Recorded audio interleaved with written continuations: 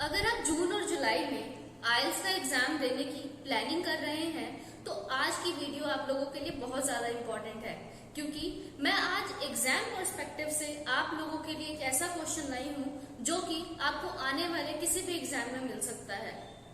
अक्सर मेरी क्लास में मैं जो भी क्वेश्चन मॉक टेस्ट या डेली डिस्कस करवाती हूँ वो ऑफन बच्चों को एग्जाम्स में मिलते हैं and they always thank me for them later. तो मैंने सोचा कि क्यों ना उसी नॉलेज को मैं आप सभी के साथ बांटूं और आप लोगों का सभी का एग्जाम अटेम्प्ट आपके लिए इजी बना दूं, ताकि आप लोग 7 और 7+ उससे स्कोर कर सकें। इसीलिए आज मैं ले आई हूँ राइटिंग का एक बहुत ही इम्पोर्टेंट टॉपिक, जो कि आपको आपके आइल्स एग्जाम में, जो कि आने वाले टाइम में आप देने वाले हैं जून, जुलाई और अगस्त में, आपको काफी मदद कर सकता है और यही सेम क्वेश्चन आपको एग्जाम में देखने को भी मिल सकता है। तो चलिए, मैं ज्यादा समय आपका जाया नहीं करना चाहती हूँ। अपने बोर्ड पे मैंने सारा कंटेंट रेडी किया हुआ है और मैं आपको दिखा देती हूँ कि किस तरीके से आप पूरे टास्क को डिस्कस कर सकते हैं।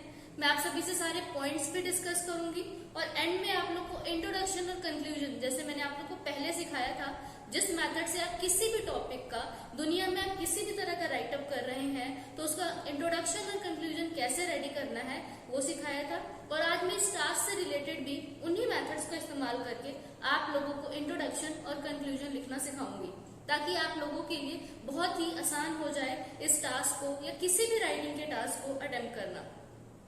इस वीडियो को शुरू से एंड तक जरूर देखिएगा, क्योंकि इस वीडियो का हर एक एलिमेंट बहुत ज्यादा इम्पोर्टेंट है और अगर आप लोगों ने ये टास्क अच्छे से समझ लिया तो आपको बाकी बहुत सारे टास्क में भी काफी हेल्प हो जाएगी कि आपको किस तरीके से उसका बिल्डअप रेडी करना है, कैसे उसे स्टार्ट करना है और कैसे उसको एंड करना है। तो चलिए शुरू करते हैं। Hey guys, this is Kajal Kaushik and welcome you all back on my channel cool and easy. मैं आप सभी का एक बार फिर से स्वागत करती हूँ अपने चैनल कूल एंड इजी में। तो ये रहा हमारा टास्क, जो कि अभी आपको बोर्ड पे दिखेगा और मैं आपको पॉइंट टू पॉइंट सारे ही जो एस्पेक्ट्स हैं इस क्वेश्चन के वो डिस्कस करवाऊंगी और फिर आप लोग इसको मेरे साथ ही नोट कर सकते हैं अपने नोटबुक्स में। And I am again repeating that it is very important question from your exam perspective and I want you all to note it down properly in your notebooks. तो चलो देख लेते हैं। तो स्टूडेंट्स, आज का हमारा क्वेश्चन है, it is now possible for scientists and tourists to travel to remote natural environments such as South Pole. Do you think the advantages outweigh disadvantages?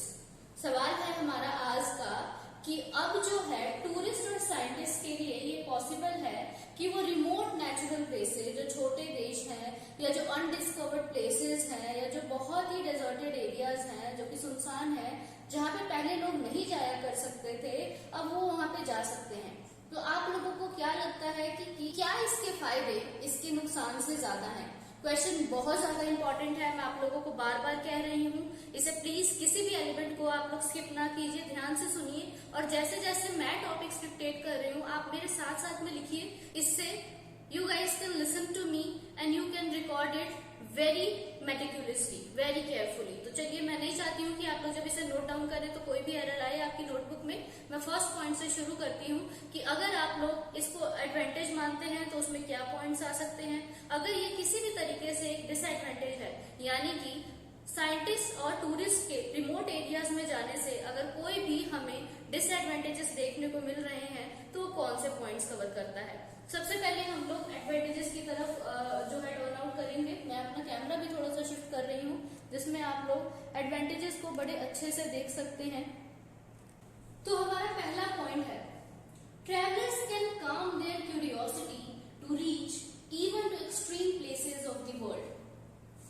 You guys already know that those who like to travel, they want to visit each and every single place of the entire world because it gives them self satisfaction. तो हमारा पहला point जो है, जो हम लोगों ने advantage के अंदर काउंट करना है, वो ये है कि जितने भी ट्रैवलर्स हैं वो हमेशा ही बहुत ज्यादा कीन होते हैं, इच्छुक होते हैं हर जगह पे घूमने के लिए।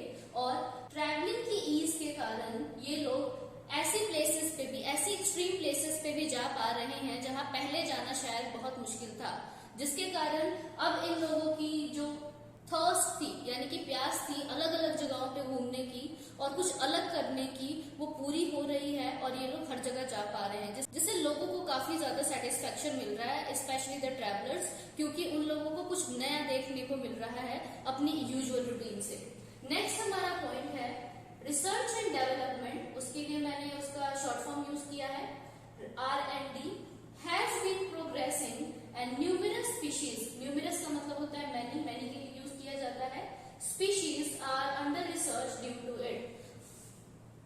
साइंटिस्ट इन रिमोट प्लेसेस पे जा पा रहे हैं, इसी के कारण ये चीज पॉसिबल हुई है कि हम लोग पता कर सकें कि कितनी और स्पीशीज जो है हमारे प्लेनेट पे अवेलेबल है।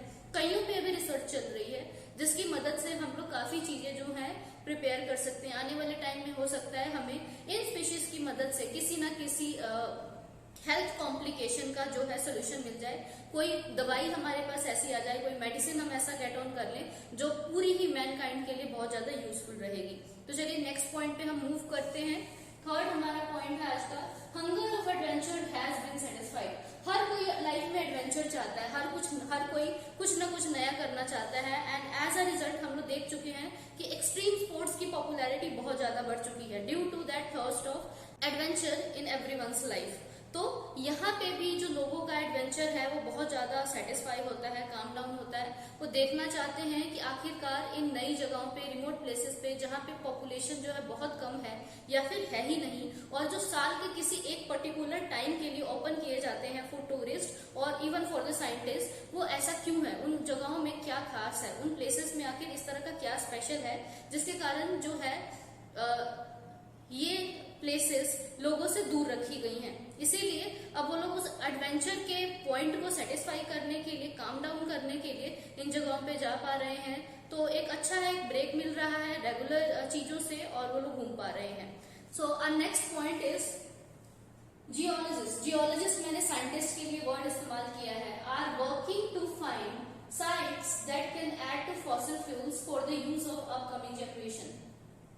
जितने भी हमारे जियोलॉजिस्ट हैं, मतलब कि जियो केमिस्ट हैं, साइंटिस्ट के लिए हम लोग जियो केमिस्ट और जियोलॉजिस्ट दोनों वर्ड का इस्तेमाल कर सकते हैं, इसीलिए मैंने यहाँ पे इस वर्ड का इस्तेमाल किया है। और यहाँ पे हमने ये लिखा है, आप सभी जानते हैं that we are running short of our non renewable resources, we are burning a lot of fossil fuels whether it is coal, petroleum और गैस।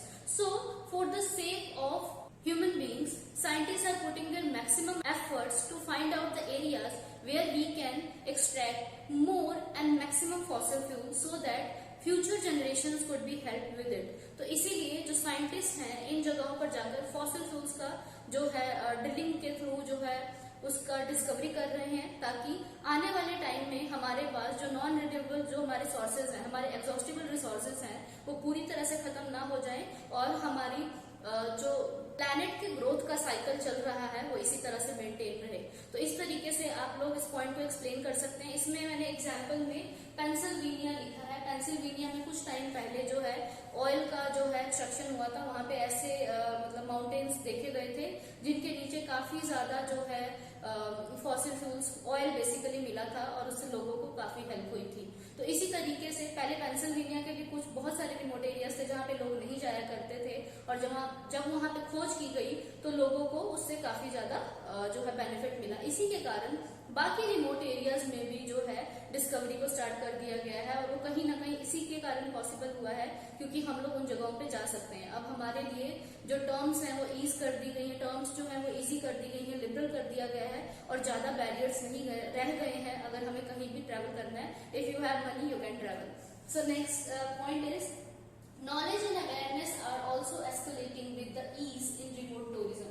जो लोगों का नॉलेज है और अवेयरनेस है वो रिमोट प्लेसेस के थ्रू बढ़ता जा रहा है। उन्हें बहुत सारी ऐसी सोसाइटीज के बारे में पता चल रहा है प्रैक्टिकली जो उनको पहले नहीं पता था। बहुत सारे फ्लोरा एंड फौना का जो है नॉलेज मिल रहा है, जो पहले हम सिर्फ टीवी पे देखा करते थे वो हम प्रैक्टिकली एक्सपीरियंस कर पा रहे हैं। तो लोगों की जो ओवरऑल प्रैक्टिकल नॉलेज है उसमें काफी इंक्रीज आ रहा है और उनको एक लाइफ टाइम एक्सपीरियंस मिल रहा है, लाइफ लॉन्ग एक्सपीरियंस मिल रहा है, जिससे वो डिनाई नहीं कर सकते हैं। तो हमारा लास्ट पॉइंट है, सेकेंड लास्ट पॉइंट है, it is somewhere an evidence of growth that world has made so far. इसके अलावा जब हम लोग इन डेजर्टेड एरियाज में पहुंचे हैं, इन लेस पॉपुलेटेड एरियाज में अब जो है हम एक्सप्लोरेशन को स्टार्ट किए हैं, अपनी वर्ल्ड को स्टार्ट कर चुके हैं, इससे हमें ये पता चलता है कि दुनिया काफी आगे बढ़ चुकी है। ये हमारी ग्रोथ को नापने का एक पैमाना है, एक मीटर है, जिसके थ्रू हम ये देख सकते हैं कि हमारे अर्थ के ऊपर पहले जो चीजें पॉसिबल नहीं थी अब वो हो पा रही हैं, जो कि ऑब्वियसली एक अमेल्योरेशन का बिग साइन है, एक ह्यूज साइन है। तो आखिरी पॉइंट है हमारा, it is a great change. चाहे कोई भी ट्रैवलर हो, आप अगर ट्रैवल करते हैं तो आप लोग आसपास वाली सिटीज में जाते हैं, कंट्रीज में जाते हैं, स्टेट्स में जाते हैं, जहाँ पे अक्सर नॉर्मल लोग हुआ करते हैं, रहने के लिए जगह होती है, खाने पीने का सामान होता है। लेकिन रिमोट एरियाज में ये सब चीजें नहीं होती। वहां पे एक्चुअल में हम लोग सर्वाइवल लर्न करते हैं, और ये जो चेंज है ये बहुत ही ज्यादा बेनिफिशियल है लर्न करना। ये रिमोट एरियाज में जाने का ही नतीजा है, जिससे आम लोगों को भी पता चल सका कि due to its demographics, Antarctica witnesses 6 months stay and for next 6 months there is night over there. Research के थ्रू ही हमें पता चला है कि अंटार्कटिका में 6 महीने तक दिन रहता है और 6 महीने रात रहती है। उसी 6 महीने के टाइम में जब वहां पे दिन होता है, 2.5 मंथ्स के लिए जो टूरिस्ट या साइंटिस्ट के लिए जो है वो गेट्स ओपन किए जाते हैं, ताकि वो लोग वहां पे जा सके, वहां की लाइफ को देख सके। वहां पे जितने भी हैं, वहां पे अभी भी इनहैबिटेंट्स आप लोगों को नहीं मिलते हैं, बट कुछ सेफ्टी यूनिट्स वहां पे एस्टेब्लिश करी गई हैं, और लोग वहां पे जाकर एक नई वर्ल्ड को देख पाते हैं, एक नई जगह को महसूस कर पाते हैं, और उससे उनको काफी चेंज मिलता है। उनके ट्रैवल करियर में एक तरह का रेवोल्यूशन होता है वो। तो ये सारी एडवांटेजेस हैं जो कि हम लोग नए छोटे जगहों पे जा पा रहे हैं, या पहले जहाँ पे लोग नहीं जा पाते थे हम वहां पे जा पा रहे हैं, उनसे रिलेटेड। और अब हम लोग इसके डिसएडवांटेजेस पे मूव करेंगे कि लोगों के घूमने के कारण या साइंटिस्ट का इन जगहों के ऊपर खोज करने के कारण जो वो जा पा रहे हैं वहां पे, उससे क्या नुकसान हो सकता है और हो रहा है। पहला पॉइंट है, here we have the disadvantages. With the burgeoning of touristry and geological research, flora and fauna of remote places are heavily disturbed. हम यहाँ पे कह रहे हैं with the burgeoning होता है मैल्यूरेशन, इम्प्रूवमेंट, जैसे जैसे प्रोग्रेस हो रहा है टूरिस्ट का और जियोलॉजिकल रिसर्च का इन रिमोट प्लेसेस पे, यहाँ के जो स्पीशीज हैं, जो एनिमेलिया या प्लांट कल्चर है, यानी कि flora and fauna, flora is used for plants, fauna is used for animals of remote places are heavily disturbed. लोगों के जाने, साइंटिस्ट के जाने के कारण यहाँ की फ्लोरा एंड फौना को काफी ज्यादा नुकसान हो रहा है, क्योंकि कहीं ना कहीं उनके हैबिटेट के साथ खिलवाड़ हो रहा है, जो कि एक्चुअल में अपने आसपास भी आप देखते हैं, और इन्वायरमेंटल कंसर्न्स का एक बिगेस्ट रीजन है। तो जब लोग इन जगहों पे, इन रिमोट प्लेसेस पे पहुंच रहे हैं, तो same problem flora and fauna को वहां पे भी आ रही है। Second, the callous attitude. Callous का मतलब होता है heartless, heart wrenching, cold hearted, जिसका बिल्कुल ही मतलब लोग ख्याल नहीं रखते हैं। The callous attitude of travellers make them throw waste at the same place. जो कॉलस एटीट्यूड है, मतलब कि जो अनकेयरिंग अप्रोच है ट्रैवलर्स की या साइंटिस्ट की इन जगहों पर जाकर, ऐसे वो उनको मजबूर कर देती है कि जो भी वो सामान वहां पे इस्तेमाल करें वो वहीं पे उसको डिस्कार्ड कर देते हैं, थ्रो कर देते हैं, as they find it challenging to bring the garbage to departure point, क्योंकि उनको ये चीज बहुत मुश्किल लगती है कि वो किस तरीके से कूड़ा जो है अपने डिपार्चर पॉइंट, यानी कि जहां से उन्होंने शुरुआत की थी वहां तक लेकर जा सके। इसका रीजन बेसिकली ये भी है कि जब आपके आसपास बहुत ज्यादा आइस हो और कोल्ड टेम्परेचर हो, तो आपको खुद को भी चलने में काफी दिक्कत आती है, आपका बॉडी मास जो है बहुत ज्यादा हैवी हो जाता है, जिसके कारण आपकी ट्रैवलिंग डिफिकल्ट हो जाती है। एंड सभी के जो बैक पैकर्स होते हैं उनके पास अपना बैग होता है, और जो साइंटिस्ट होते हैं they also carry their own equipment, so it is very difficult for them to carry the entire debris to the starting place, and that is why they throw it in the area where they use it और consume something. तो next हमारा point है, the journey to inaccessible places is immensely perilous. Perilous का मतलब होता है risky, जेपरडाइजिंग, threatening, जिससे हम लोगों को नुकसान पहुंच सकता है, जो हमें कोई भी तरह का रिस्क क्रिएट करता है।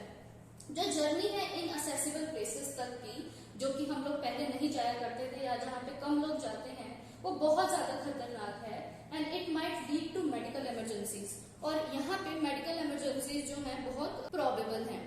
इसके साथ ही में आप सब लोगों ने कभी भी अगर टेलीविजन में जो है वॉयजेस से, एक्सप्लोरेशन से रिलेटेड वीडियोस वगैरह, मूवीज वगैरह देखी हैं, तो आप लोगों को पता होगा the people who go to the voyages near the ice, their skin really gets affected due to it. So you can also take the example of skin and you can write it in this point. The journey to inaccessible places is immensely perilous and it might lead to medical emergencies. Perilous के spelling होते हैं PERILOUS. Then our next point is drilling and hauling of oil and gas leads to breaking ice shelves of 100 metric tons. कहते हैं जब हम लोग drilling करते हैं, हॉलिंग करते हैं, वो ऑयल एंड गैस की उनको निकालने के लिए जब खुदाई करते हैं या किसी तरह की भी छेड़छाड़ करते हैं और आइस शेल्स को, जो आइस की बड़ी बड़ी मोटी शीट्स होती हैं, पहाड़ होते हैं, उनको ब्रेक करते हैं, that can result into natural disasters triggered by Mankind. उससे क्या हो सकता है? नेचुरल डिजास्टर्स आ सकते हैं, चाहे कोई अर्थक्वेक हो सकता है, फ्लड हो सकता है, सुनामी हो सकता है, किसी भी तरह का प्रॉब्लम जो है जनरेट हो सकता है और उसको ट्रिगर किया होगा खुद मैनकाइंड ने. तो आने वाले टाइम में हमें इस तरह की कोई भी प्रॉब्लम जो है देखने को मिल सकती है. Then next point is pollution can also find its space in these areas. आप अगर प्रैक्टिकली सोचेंगे तो there are no devices that are used to break anything and they do not use any kind of energy, any sort of energy. आप किसी भी machine का इस्तेमाल करेंगे तो कुछ ना कुछ एनर्जी जनरेट करता है, कुछ ना कुछ पावर का जो है इस्तेमाल करता है, जिसके कारण किसी चीज को ब्रेक किया जाता है. That means there is a heat, और जहाँ पे हीट होगी वहां पे फिर से वही प्रॉब्लम्स आएंगी. हमारे आसपास भी आप लोग देख चुके हैं, पोल्यूशन एक बहुत बड़ा प्रॉब्लम है, क्योंकि हमारे आसपास भी बहुत सारी एक्टिविटीज ऐसी चलती रहती हैं जिसमें ब्रेकिंग या नॉइज पोल्यूशन होता है मशीन्स के चलने के कारण, या there are many more points related to environment. And तो इस जगह में भी जब खोज होती है और लोग जाते हैं तो यहाँ पे भी पोल्यूशन अपनी जगह बना लेता है. Last point is cost of traveling to these places is quite high. इन जगहों पे जाने का जो कॉस्ट है वो बहुत ज्यादा एक्सपेंसिव होता है और जानलेवा तो होता ही है, तो इसीलिए हम इसको डबल एक्सपेंसिव भी मान सकते हैं क्योंकि it is a threat to our life. तो ये हमारे कुछ पॉइंट्स हैं जो कि इस टॉपिक को कवर करेंगे. आपको सारे के सारे पॉइंट्स अपने BP1 और BP2 में नहीं डालने हैं. अगर आप 50-50 जाते हैं then it is also fine. अगर आप 70-30 इस क्वेश्चन को करने का चूज करते हैं तो वो भी परफेक्ट होगा. अब मैंने 100% चूज करने को आप लोगों को नहीं बोला है. ऐसा इसलिए है क्योंकि सवाल का नेचर जो है वो हमसे ये बोला गया है कि do you think that the advantages of the given situation outweigh it's disadvantages. इसका मतलब ये है कि इसके नुकसान भी कुछ तो हैं, तो इसीलिए आप लोग 100% इसमें एग्री या डिसएग्री, एडवांटेज या डिसएडवांटेज नहीं बता सकते हैं. आइदर यू विल गो 50-50 और यू विल चूज 70-30 पोर्शन. तो चलिए मैं इंट्रोडक्शन भी एक इसका अच्छा सा जनरेट करके आप लोगों को दिखा देती हूँ कि किस तरीके से अपना जनरल स्टेटमेंट लिखकर, ओवरव्यू रेडी करके और थीसिस लिखकर अपना इंट्रोडक्शन जो है कंप्लीट कर सकते हैं. तो मैं सबसे पहले जर्नल स्टेटमेंट जो है लिखने जा रही हूँ. आप लोगों के लिए स्टूडेंट्स बनना चाहती हूँ, आप लोग लाइन टू लाइन इस चीज को कॉपी कर लें. आप लोग अपना भी प्रैक्टिस कीजिए और अगर आप लोग अपनी इंट्रोडक्शन चेक करवाना चाहते हैं तो आप हमें हमारे कमेंट सेक्शन में वो सेम जो टेक्स्ट है कॉपी करके भेज सकते हैं. Will try to help you as much as possible. तो हमारा जो जर्नल स्टेटमेंट यहाँ पे हम बना सकते हैं, जो भी मूवमेंट है वो आसान हुई है, आप लोग को पता है टेक्नोलॉजी के कारण हुई है, तो मैं उससे रिलेटेड ही एक सेंटेंस जर्नल स्टेटमेंट जो है रेडी कर लेती हूँ. Certainly owing to the amelioration, owing to का मतलब होता है due to, owing to the amelioration का मतलब होता है development, improvement. amelioration in technology, the world has gained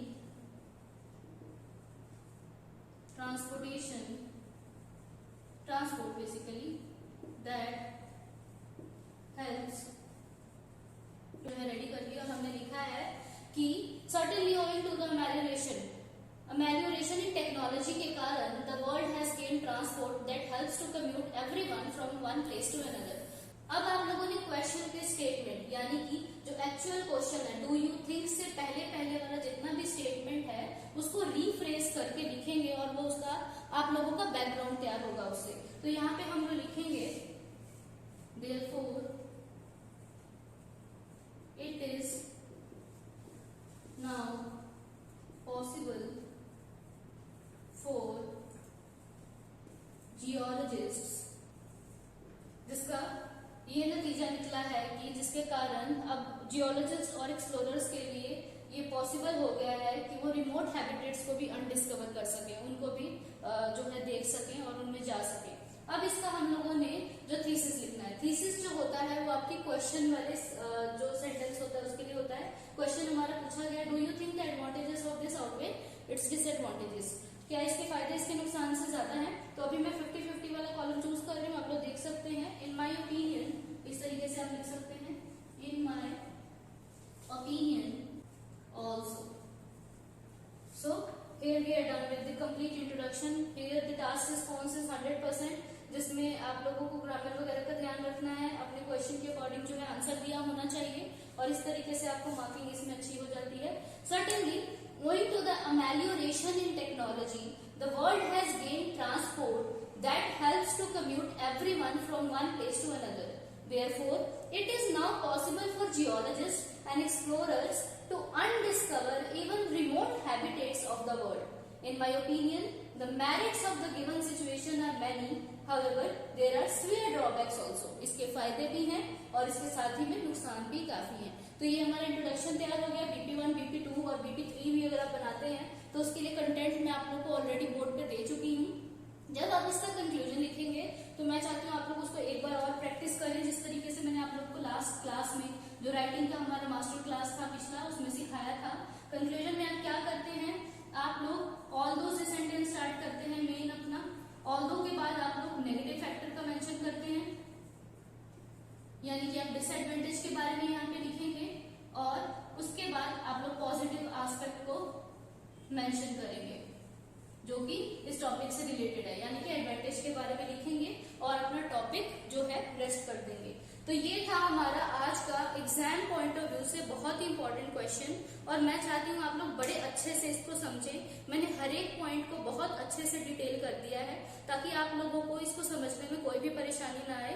I have explain each and every single unit और टॉपिक और subject related to this particular question and I want you all to record it carefully so that you do not commit any kind of error while recording it in your notebook, while copying it in your notebook. तो आप लोग ध्यान से इसे कीजिएगा और एक बार भी आप लोगों ने ये वीडियो सारी सुन ली तो आप लोग को इस टास्क को समझने में कोई भी परेशानी नहीं आएगी। और ये था हमारा आज का टास्क। उम्मीद करती हूँ आप लोगों को इससे काफी हेल्प मिलेगी। आप लोगों के एग्जाम पॉइंट ऑफ व्यू से ये क्वेश्चन सच में बहुत इंपॉर्टेंट है, तो इसे बिल्कुल भी लाइट मत लीजिएगा और इसको अच्छे से रेडी कीजिएगा। मैं अगली बार फिर आपसे मिलूंगी एक नए टॉपिक के साथ और कुछ नया सिखाने की आप सबको कोशिश करूंगी। तब तक के लिए मैं काजल कौशिक आप सभी लोगों से अलविदा लेती हूँ।